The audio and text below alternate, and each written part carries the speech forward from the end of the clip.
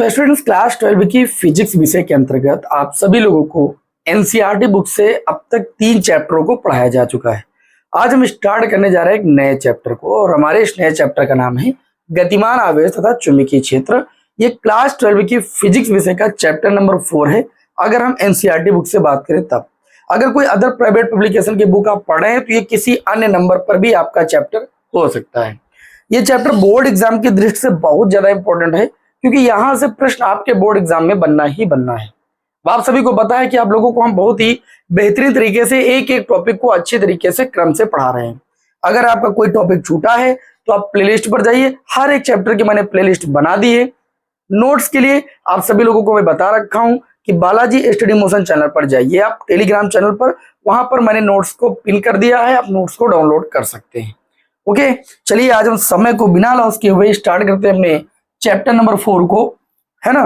तो chapter number 4 का नाम है गतिमान आवेश तथा चुंबकीय क्षेत्र। अभी तक हम लोगों ने आगे स्थिर वैद्युतिकी में आवेश को स्थिर रख करके उसके प्रभावों का हम लोगों ने अध्ययन किया। अब यहाँ पर आवेश को गतिशील रख करके, ठीक है, उसके द्वारा उत्पन्न प्रभावों का अध्ययन करेंगे। लेकिन उसके पहले ऑस्टेड साहब ने क्या किया था? ऑस्टेड साहब ने अपने प्रयोगों के आधार पर यह पता लगाया था कि जिस प्रकार आवेश के चारों ओर विद्युत क्षेत्र उत्पन्न होता है, उसी तरीके से किसी धारावाही चालक तार में अगर हम धारा प्रवाहित करते हैं तो उसके चारों ओर चुंबकीय क्षेत्र उत्पन्न होता है, मतलब एक प्रभाव दिखता है जिसे हम सभी लोग चुंबकीय क्षेत्र कहते हैं। ठीक, इन्होंने अपना प्रयोग भी किया था, अभी मैं इनके प्रयोग को भी बताऊंगा। इन्होंने अपने प्रयोग में किन किन उपकरण का यूज किया और कैसे उन्होंने बताया कि किसी धारावाही चालक तार में धारा प्रवाहित करने पर उसके चारों ओर चुंबकीय क्षेत्र उत्पन्न होता है। इन्होंने बताया कि किसी धारावाही चालक तार में अगर धारा प्रवाहित हो रही है, तो अगर उसके ऊपर कोई हम एक मैग्नेटिक निडल, जिसे हम चुंबकीय सुई कहते हैं, कंपास सुई कहते हैं, ठीक है, रख दें तो वह कंपास सुई एक निश्चित दिशा में ठहरती है। उसके ऊपर एक पहले बलागुड़ कार्य करता है और वह एक निश्चित दिशा में ठहरती है। और कंपास सुई का एक निश्चित दिशा में ठहरने का मतलब ये कि वहां पर क्या उत्पन्न हो रहा है, एक मैग्नेटिक फील्ड जनरेट हो रहा है, अर्थात चुंबकीय क्षेत्र उत्पन्न हो रहा है। इस आधार पर उन्होंने बताया कि किसी धारावाही चालक तार में धारा प्रवाहित करने पर उसके चारों ओर चुंबकीय क्षेत्र उत्पन्न होता है। और यहां से हमारी एक नई इकाई बन जाती है विद्युत धारा का चुंबकीय प्रभाव, और उसके अंतर्गत ये हमारा अध्याय है गतिमान आवेश तथा चुंबकीय क्षेत्र। ओके, चलिए सबसे पहले आप सभी लोग हेडिंग लगा सकते हैं यहाँ पर, चुंबकीय क्षेत्र, है ना। चुंबकीय क्षेत्र की परिभाषा क्या होती है? तो देखिए, अभी आप लोगों को बातों बातों में हम चुंबकीय क्षेत्र की परिभाषा याद करा दे रहे हैं। सबसे पहली आपकी हेडिंग हो जाएगी चुंबकीय क्षेत्र। मैंने कहा ना अभी कि ऑस्टेड साहब ने क्या कहा, कोई धारावाही चालक तार है तो उस धारावाही चालक तार में अगर हम धारा प्रवाहित करते हैं तो उसके पास जो आपकी मैग्नेटिक निडल है, ये मान लीजिए आपकी मैग्नेटिक निडल है, ठीक है, इसमें एन और एस दो ध्रुव होते हैं। आपको पता है चुंबक में दो ध्रुव होते हैं, एन और एस। तो जब किसी धारावाही चालक के समीप हम किसी चुंबकीय सुई को रख दें तो उस चुंबकीय सुई पर एक बल आघूर्ण कार्य करता है। बल आघूर्ण क्या करता है? इस चुंबकीय सुई को एक निश्चित दिशा में लाता है, ठीक है। उस बल आघूर्ण की वजह से चुंबकीय सुई एक निश्चित दिशा में ठहरती है, ठीक है। तो ये जिसके कारण एक निश्चित दिशा में ठहरती है, वह किसके कारण ठहरती है? तो आप कहेंगे चुंबकीय क्षेत्र के कारण। तो चुंबकीय क्षेत्र की आप लोग परिभाषा दे सकते हैं कि किसी चुंबक के चारों ओर का वह क्षेत्र जिसमें एक चुंबकीय सुई पर, ठीक है, क्या होता है, बल आघूर्ण आरोपित होता है, जिसके कारण वह एक निश्चित दिशा में ठहरती है, चुंबकीय क्षेत्र कहलाता है। परिभाषा याद हो गई? किसी चुंबक के या ऐसे बोल, चुंबक में भी ऐसा होता है, ऐसी बात नहीं, हमने कहा ना धारावाही चालक तार में अगर धारा प्रवाहित करें तब भी ये चीज देखने को मिलता है। और चुंबक के अगर चारों ओर, अगर कोई चुंबक के समीप आप चुंबकीय सुई को रख देते हैं तो चुंबकीय सुई पर एक बल आघूर्ण रखता है, ठीक है, और वह बल आघूर्ण क्या करता है, चुंबकीय सुई को एक निश्चित दिशा में ठहराता है, निश्चित दिशा में लाने का प्रयास करता है, जिसे हम क्या कहते हैं, चुंबकीय क्षेत्र कहते हैं, है ना। अब मेरी बात को ध्यान समझिएगा, इसके जस्ट बाद हम लोगों को पढ़ना है ऑस्टेड का प्रयोग। इसका प्रयोग पढ़ना है भाई, ऑस्टेड का प्रयोग। हम सभी लोग बहुत ध्यान से ऑस्टेड के प्रयोग को पढ़ेंगे, क्योंकि ऑस्टेड का प्रयोग अगर आप समझ गए तो इसके बाद इस चैप्टर में है क्या, बायो-सेवर्ट का नियम। और बायो-सेवर्ट ने क्या किया था, ऑस्टेड के प्रयोग की, जो ऑस्टेड का प्रयोग था, इसी की बात को आगे उन्होंने बढ़ाया, व्यंजक प्राप्त किया, जिसे बायो-सेवर्ट का नियम कहते हैं, ठीक। लेकिन ऑस्टेड के प्रयोग को पहले समझिए। ऑस्टेड साहब ने क्या कहा? ऑस्टेड साहब ने कहा कि किसी धारावाही चालक तार में अगर हम धारा प्रवाहित करते हैं तो उसके चारों ओर चुंबकीय क्षेत्र उत्पन्न होता है। इसको उन्होंने एक प्रयोग के द्वारा दिखाया, और प्रयोग में उन्होंने 3-4 उपकरणों को लिया। जैसे उन्होंने क्या किया, एक धारावाही चालक तार लिया। जैसे मैंने ये एक धारावाही चालक तार ले लिया, ये क्या हमारे पास एक धारावाही चालक तार, इसको मैं थोड़ा सा मोटा किया दे रहा हूं, एक धारावाही चालक तार है। और इन्होंने क्या किया, एक बैटरी लिया, मतलब एक सेल लिया, प्लस माइनस ये आप समझ सकते हैं बैटरी है। उन्होंने एक कुंजी लिया, ये कुंजी है आप देख सकते हैं, और ऐसे धारावाही चालक तार को कनेक्ट कर दिया। साथ ही में एक कंपास सुई ली। अब कंपास सुई को इसके ऊपर ही रखा गया था, बिल्कुल लंबाई के अनुदिश। मैं इसको अलग रख के दिखा रहा हूं, देखिए ये आपकी कंपास सुई। प्रयोग में इन्होंने कंपास सुई को इसके इस धारावाही चालक तार की लंबाई के अनुदिश रखा था, सुई को भी बिल्कुल इसी लंबाई के अनुदिश ऐसे रखा था। ठीक है, तो मेरी बात को ध्यान से समझिएगा बहुत अच्छे से। इन्होंने अपने प्रयोग में क्या किया, एक बैटरी ली, एक कुंजी ली, है ना, एक धारावाही चालक तार लिया और एक कंपास सुई, इतने उपकरणों को लिया। और उन्होंने क्या किया, उन्होंने सबसे पहले क्या किया, दोबारा क्या किया, मैं आपके सामने 3 फिगर बनाऊंगा जिससे आप सभी लोगों को अच्छे से समझ में, है ना, पूरा इनका प्रयोग आपको समझ में आ जाना चाहिए, क्योंकि इनका प्रयोग बहुत ज्यादा इंपॉर्टेंट है इस चैप्टर में भाई। ये आपका धारावाही चालक तार है, इसको आप ए बी एक्स वाई जो भी आपको नाम देना है दे सकते हैं। जैसे मैंने यहाँ पर धारावाही चालक तार का नाम दे दिया ए बी, यहाँ पर भी ए बी है, बस यहाँ पर थोड़ा सा इन्होंने क्या किया था, प्रक्रम को चेंज किया था, स्टेप चेंज किया था। ठीक है, यहाँ पर ध्यान दीजिएगा, यहाँ पर भी मैंने बैटरी लगा दी है, लेकिन यहाँ पर बैटरी को थोड़ा सा उल्टा इन्होंने जोड़ दिया था, मतलब माइनस इधर कर दिया था, प्लस इधर कर दिया था।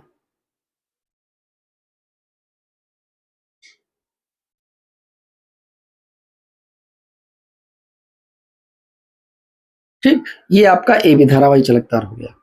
बहुत ध्यान से सभी लोग समझिएगा ऑस्टेड साहब ने अपने प्रयोग में क्या किया।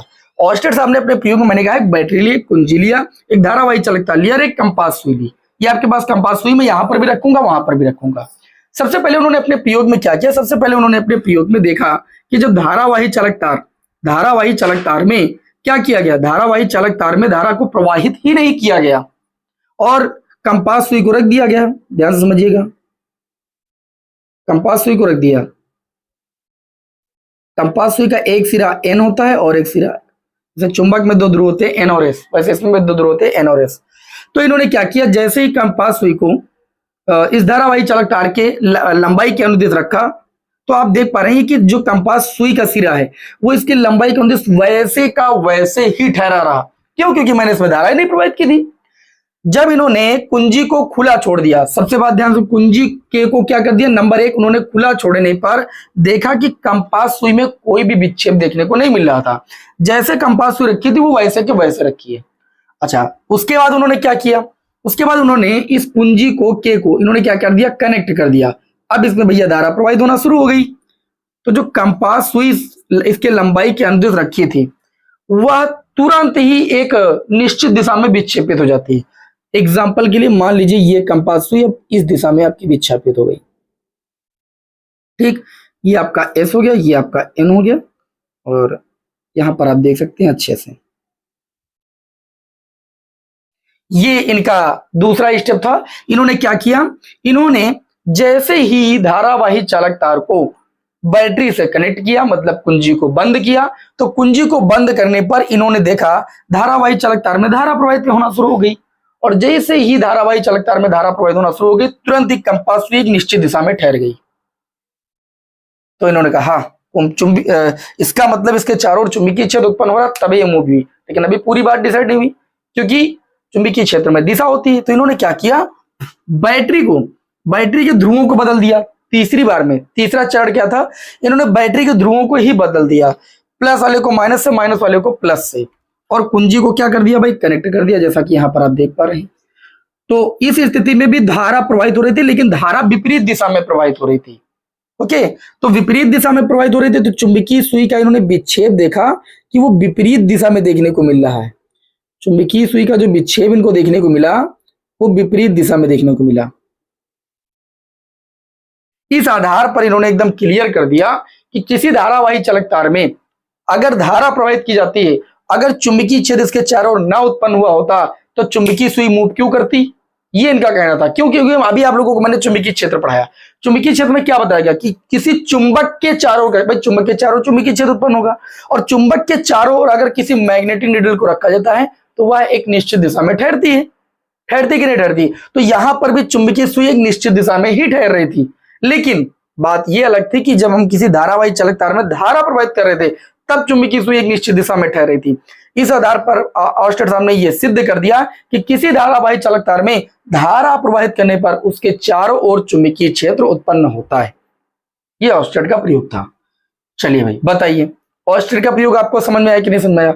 नोट्स की चिंता मत कीजिए, नोट्स अभी के अभी मैं आपको लास्ट में, सभी को पता है कि अब मैंने एक नया नियम लागू किया है, जो आपको पढ़ाते हैं उसका नोट्स मैं लास्ट में स्क्रीन पर लगा देता हूं। आपको वहां से नोट करना है तो वहां से नोट कर लो, और आपको अगर वहां से नहीं नोट करना तो हमारे टेलीग्राम चैनल पर चले जाओ, बालाजी स्टडी मोशन पर। वहां पर मैंने पीडीएफ आपको उपलब्ध करा दी, और ढूंढना कुछ है ही नहीं, आपको पिन वाले ऑप्शन पर चले जाना, वहां पर नोट्स को ही पिन किया गया है, तुरंत आपको नोट्स मिल जाएगा। ऑस्टेड का प्रयोग बताइए समझ में आया कि नहीं आया?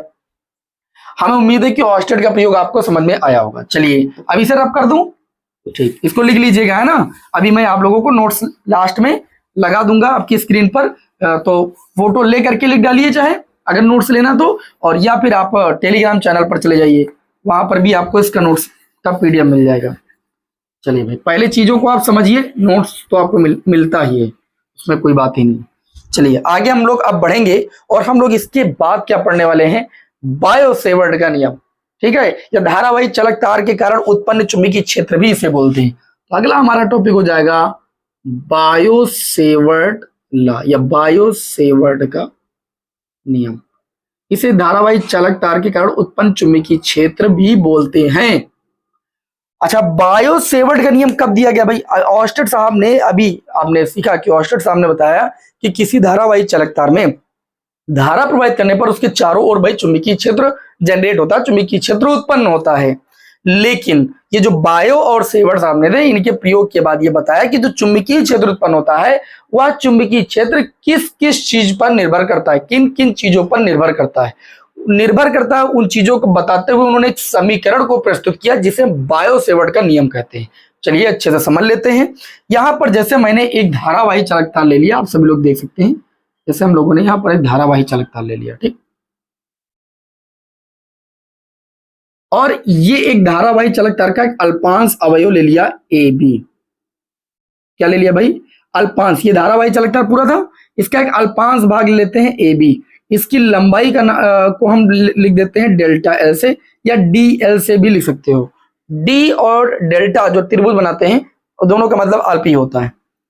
इसका मध्य बिंदु ओ ले लिया गया, और मध्य बिंदु ओ से आर दूरी पर एक बिंदु पी ले लिया गया, जहां पर हमको क्या निकालना भैया? चुंबकीय क्षेत्र निकालना है, क्योंकि धारावाही चालक तार के कारण चुंबकीय क्षेत्र उत्पन्न होता है। लेकिन बायो और सेवर्ट, बायो तथा सेवर्ट दो वैज्ञानिक थे, उन लोगों ने बताया, दोनों लोगों ने, कि जो चुंबकीय क्षेत्र बिंदु पी पर उत्पन्न होता है वह किन किन चीजों पर निर्भर करता है। मान लीजिए अल्पांश लंबाई जो ए बी है वह इस ओपी रेखा से थीटा कोण बनाता है। तो उन लोगों ने तीन चार चीजें बताई। सबसे पहले देखिए, इसमें धारावाही चालक तार में धारा प्रवाहित हो रही है, आई धारा प्रवाहित हो रही है, तभी तो इसके चारों चुंबकीय क्षेत्र उत्पन्न होगा। तो उन्होंने सबसे पहले उन्होंने बताया कि इस धारावाही चालक तार के कारण जो उत्पन्न चुंबकीय क्षेत्र है, या चुंबकीय क्षेत्र जो होता है इस धारावाही चालक तार में प्रवाहित धारा के समानुपाती होता है। सबसे पहले बात, अर्थात बी अनुक्रमानुपाती आई। नंबर 2, इन्होंने बताया कि इस धारावाही चालक तार के कारण उत्पन्न जो चुंबकीय क्षेत्र है वो धारावाही चालक तार की लंबाई डीएल के समानुपाती होता है। मैंने डेल्टा एल से लिख दिया, अगर कोई डेल्टा एल से लिखता है तब भी सही है, डीएल से लिखा जाता है तब भी सही है।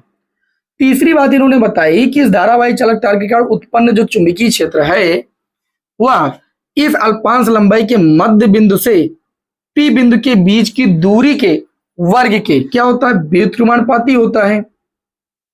चौथी बात इन्होंने क्या बताई कि इस धारावाही चालक तार के कारण उत्पन्न जो चुंबकीय क्षेत्र है वो ओपी और अल्पांश लंबाई ए बी के बीच बनने वाले कोण की ज्या के क्या होता है भाई? समानुपाती होता है। इस तरीके से उन्होंने चार नियम प्रस्तुत किए। चारों नियमों को इन्होंने मिला दिया। चारों नियमों को मिलाने पर चारों नियमों को इन्होंने मिला दिया। तो चारों नियमों को मिलाने पर इन्होंने पाया बी समानुपाती का चिन्ह लगा दिया। जो अंश में क्या है? आई डीएल साइन थीटा है, तो आई डीएल साइन थीटा। अच्छा, हर में कितना? तो आप कहेंगे आर स्क्वायर है। ओके, अब आप अच्छे से जानते हो कि समानुपाती का चिन्ह हटता है तो नियतांक आ जाता है। यहां नियतांक आ जाएगा म्यू 0/4 पाई। ये हो जाएगा I D L sine theta बटे में कितना हो जाएगा भैया आर स्क्वायर हो जाएगा। ठीक है, ये एक व्यंजक आपके सामने आ चुका है जैसा कि आप देख पा रहे हैं। ठीक, और इसी को यहां पर अभी आपको बता दे रहे हैं कि जो μ0/4 आता है ये एक आपका समानुपाती नियतांक है, समानुपाती नियतांक है। ठीक, और इसमें जो म्यू0 है 4 तो सबको जानता है, पाई की वैल्यू जानता है, 4 संख्या है। जो म्यू0 आया है इसे निर्वात की चुंबकशीलता कहा जाता है। क्या कहा जाता है? निर्वात की चुंबकशीलता। इसका मान भी आप लोगों को याद रखना है क्योंकि निकालना नहीं यहाँ पर। इसकी जो वैल्यू होती है ध्यान से समझिएगा, म्यू0 की वैल्यू होती है 4 पाई इंटू 10⁻⁻7 है ना। और इसका मात्रक भी आपको निकालना पड़ेगा, तो भी मात्रक आपको आगे निकाल के हम बता दे रहे हैं ना। इसका मात्रक क्या होता था? वैसे तो न्यूटन प्रति एम्पियर स्क्वायर होता है। ठीक, लेकिन अभी आगे आपको हम बताएंगे कि कैसे होता है, इसलिए यहाँ पर मात्रक आपके सामने नहीं लिख रहे हैं, आपको मात्रक निकालना बताएंगे। ओके, जिससे रटिए मत। तो ये जो आया इसी को क्या कहते हैं? इसी को बायो-सेवर्ट का नियम कहते हैं। इसी को बायो-सेवर्ट का नियम कहते हैं।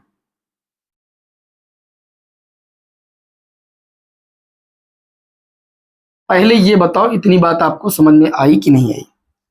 हमें उम्मीद है कि आपको इतनी बात समझ में आ गई होगी। ओके, अच्छा, बायो-सेवर्ट के नियम का जो सदिश रूप है वो भी आप लोग लिख लीजिएगा, एग्जाम में कई बार आ चुका है। बायो-सेवर्ट के नियम का सदिश रूप, सदिश रूप जब आपको लिखना होगा, क्योंकि यहाँ पर देखिए मैंने एक चीज गलती कर दी है। जो चुंबकीय क्षेत्र है वो एक अल्पांश लंबाई के कारण उत्पन्न था, इसलिए जो चुंबकीय क्षेत्र उत्पन्न होगा वो अल्प चुंबकीय क्षेत्र होगा, तो आप डी लगा लीजिएगा अल्प के लिए।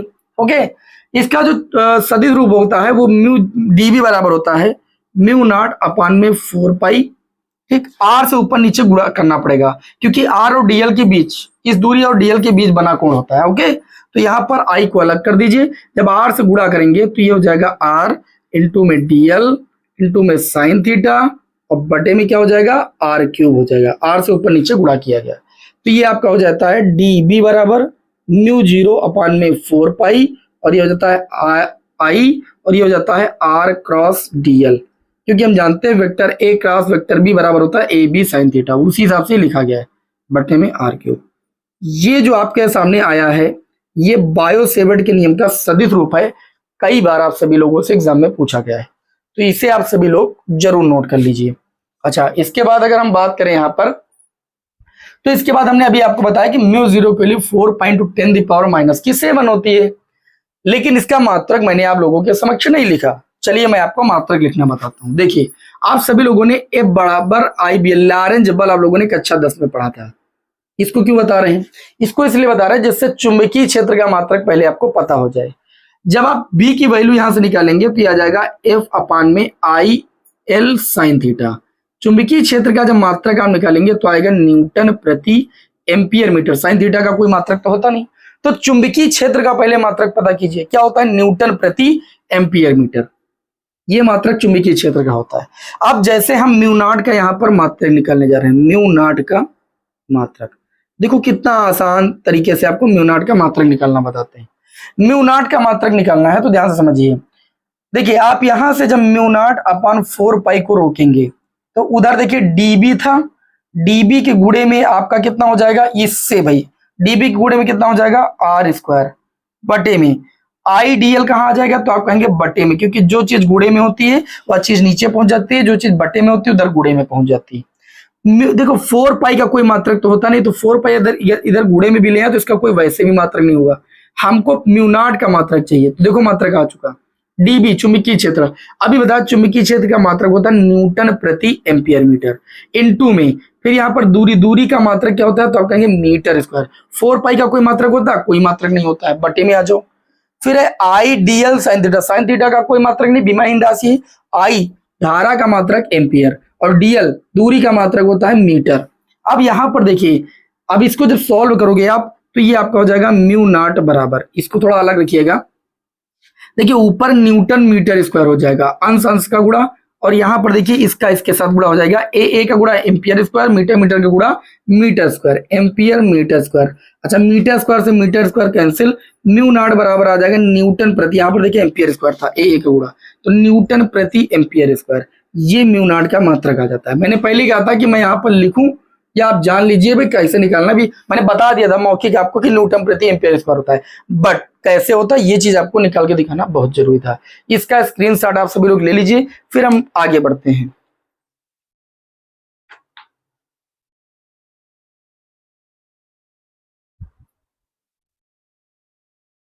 चलिए, हमें उम्मीद है कि आप लोगों ने स्क्रीनशॉट ले लिया होगा। इसको यहाँ पर रख के दे रहे हैं।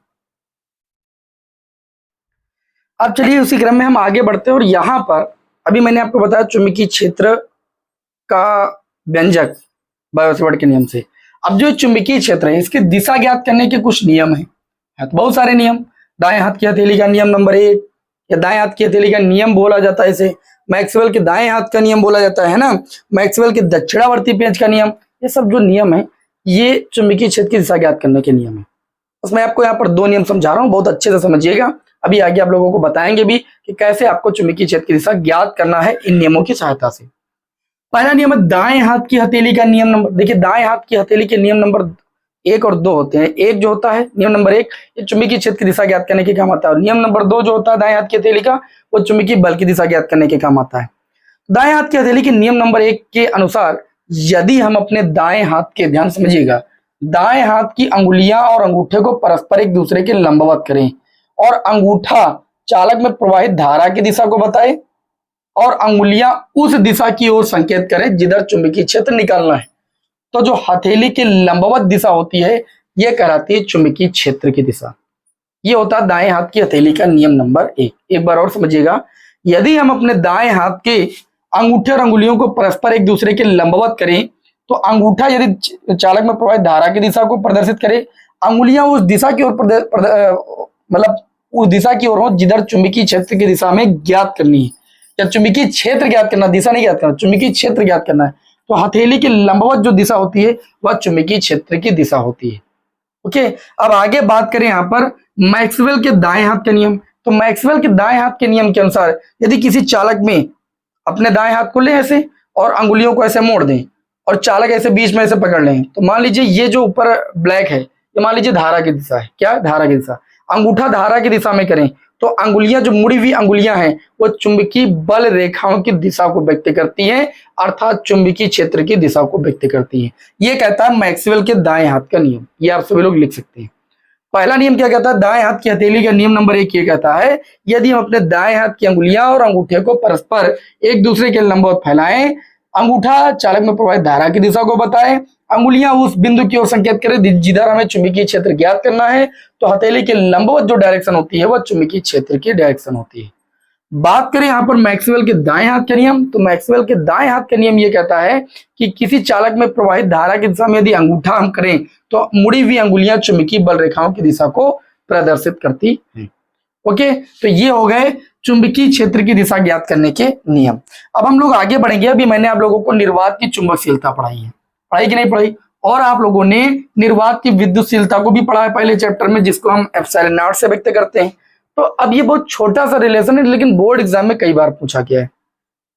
अगली नेक्स्ट हेडिंग लगा लीजिएगा, म्यू नॉट जिसे निर्वात की चुंबकशीलता बोलते हैं, तथा एप्सिलॉन नॉट जिसे निर्वात की वैद्युतशीलता बोलते हैं, में हम लोग ज्ञात करने जा रहे हैं संबंध। क्या ज्ञात करने जा रहे हैं भाई? संबंध ज्ञात करने जा रहे हैं। अब यहां पर हम डायरेक्ट लिखते हैं वी नो दैट। हम लोग वी नो दैट इसलिए लिख रहे हैं क्योंकि हम लोग पढ़ चुके हैं भली भांति।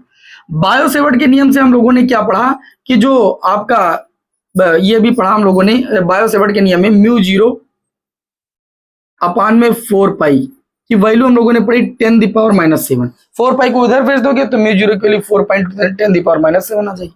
इसका मात्रक था न्यूटन प्रति एम्पियर स्क्वायर। अभी जस्ट आपको पढ़ाया मैंने। इसके जस्ट बाद आगे बात करें, ये हो गई समीकरण 1। तथा हम लोगों ने ये भी पढ़ा, कूलाम के नियम से हम लोगों ने पढ़ा था कि वहां पर जो नियतांक था 1/4 पाई एप्सिलॉन नॉट, इसकी वैल्यू थी 9 × 10⁹ न्यूटन मीटर स्क्वायर प्रति कूलाम स्क्वायर। ये तो मात्रक था।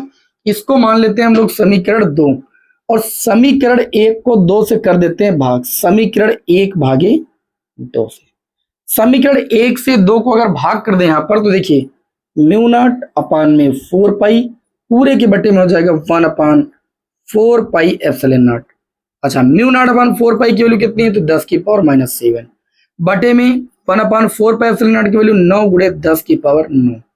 4 पाई से 4 पाई कैंसिल, नीचे वाला एप्सिलॉन नॉट म्यू नॉट के पास चला जाएगा, तो ये हो जाएगा म्यू नॉट एप्सिलॉन नॉट। यहां पर आपका हो जाएगा 1/9 गुणे 10 की पावर, देखिए 10 की पावर -7 नीचे लाएंगे, 7 प्लस का और प्लस का 9, ये बन जाएगा 16। इसे हम लोग लिख सकते हैं म्यू नॉट एप्सिलॉन नॉट बराबर 1/3 गुणे 10 की पावर 8 का होल स्क्वायर। लिख सकते हैं कि नहीं बताओ? 3 का स्क्वायर 9, 10 की पावर 8 का स्क्वायर 10 की पावर 16। हम लोग ये भी जानते हैं कि निर्वात में प्रकाश की चाल को c से लिखते हैं और इसकी वैल्यू 3 गुणे 10 की घात 8 मीटर प्रति सेकेंड ही होती है, कुछ और नहीं होती है। तो यहां से आपका हो जाएगा म्यू नॉट एप्सिलॉन नॉट बराबर 1/c²। लिखा जा सकता है इसे, या c² बराबर इसे लिख सकते हैं 1/म्यू नॉट एप्सिलॉन नॉट, या इसे ऐसे भी लिख सकते हैं c बराबर 1/√म्यू नॉट एप्सिलॉन नॉट। भाई स्क्वायर उधर जाएगा तो अंडर रूट में बदल जाएगा। ये जो रिलेशन मैंने आपके सामने निकाला है, ये म्यू नॉट एप्सिलॉन नॉट में संबंध होता है। ये रिलेशन आपके बोर्ड एग्जाम में कई बार पूछा जा चुका है, वेरी वेरी मोस्ट इंपॉर्टेंट है ना, बोर्ड एग्जाम 2026 के लिए, और 2 नंबर में आपके ये पूछा जाता है। आज की क्लास में मैंने आप लोगों को इतना पढ़ाया। नेक्स्ट क्लास में आप लोगों को बायो सेवर्ट के नियम के अनुप्रयोग आपको पढ़ा देंगे और एक ही बार में पढ़ा देंगे। तमाशा नहीं करेंगे कि 2-3 बार में पढ़ाएं, प्रयास करेंगे कि एक बार में हो जाए। तो आज की क्लास कैसी आप लोगों को लगी कमेंट बॉक्स में हमें जरूर बताइए। और ये रही नोट्स की पीडीएफ, आप सभी लोग इसका स्क्रीनशॉट ले लीजिए। अगर नोट्स मेरे बनाने हैं, मेरे हिसाब से लिखना है, तो आप लिख सकते हैं।